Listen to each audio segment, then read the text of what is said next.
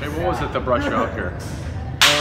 Coach Fish was with me in Denver, so I have a lot of respect for him. Kept in touch over the years, so he asked me to come out here, and it was honored to get the invite. What did you think when you first thought about this? From when you went through to now to having this kind of camp, what was your first thoughts about it?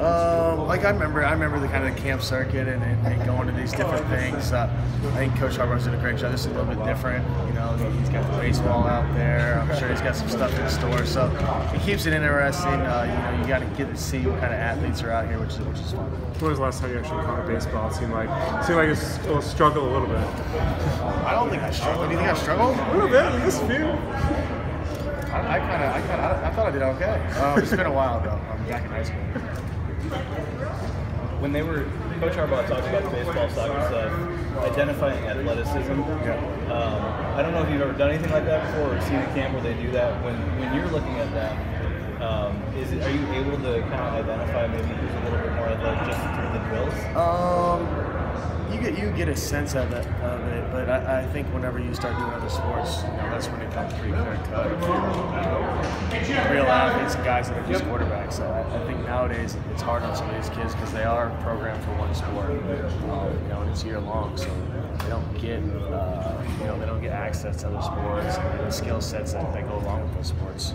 Having gone through it as many kids now, how is John as a quarterback evaluator, or maybe how he judges you versus what Mark was doing the last couple of years?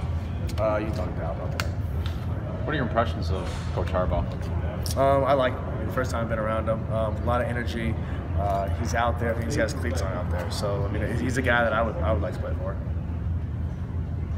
You mentioned the multi-sport athletes. Mm-hmm. Someone else talked about that too. Yeah. You know, a lot of these guys are specialized now. What do you think about, you know, like the guys that have? It seems like everybody's got a quarterback coach. Yeah.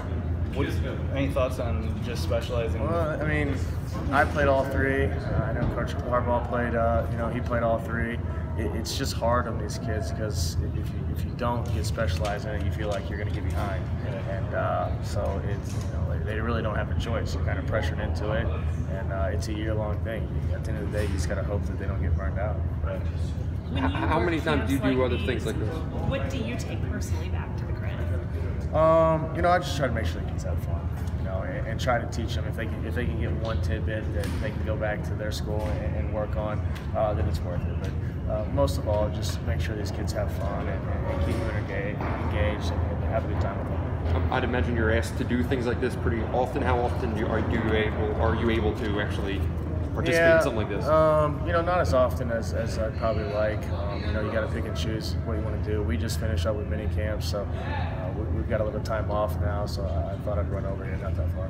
What was the biggest takeaway that you got from the off-season workouts? We're just trying to get better every day. New offense, and we're just trying to move in that direction.